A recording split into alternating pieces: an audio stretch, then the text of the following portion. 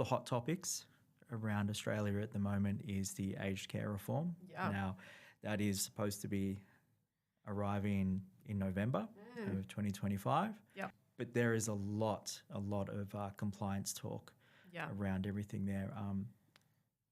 The aged care clients that we work with, we are more in a local area marketing. We are more in a in-home residential communications point of view. Yeah. And our system works well for that.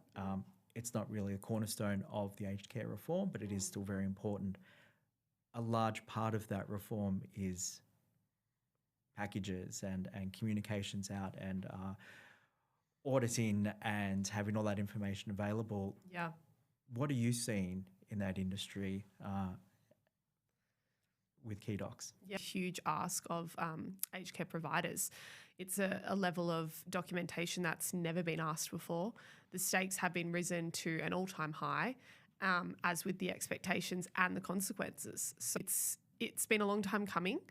I think the important thing is how it relates day to day. So obviously a lot of the reforms are around care minutes per patient, which I think in theory is really good. Obviously we want the patients and the residents in aged care to get the best possible care that they can.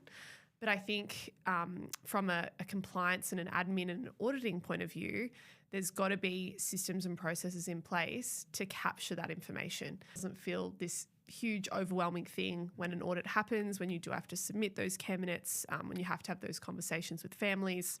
It goes beyond just a standard kind of documentation, and it really leans into that controlled document management, information governance kind of play, which is something obviously we see and work with a lot in KeyDocs. So it's about having the processes and the triggers in place so the information is kept for as long as it needs to be, but also it's not overkept either. You know, there's some documents in aged care that need to be kept for up to 7 years.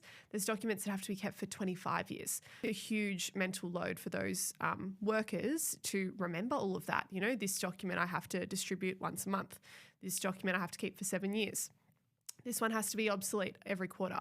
So this is where technology is amazing, because as humans, we want to do what we do best, which is be human and provide that care and that support and that empathy that's actually required in a field like aged care. So leaning on tools, technology tools, software that's able to optimize all of that, kind of take it off my brain. I don't need to remember 20 million things. That's all documented for me.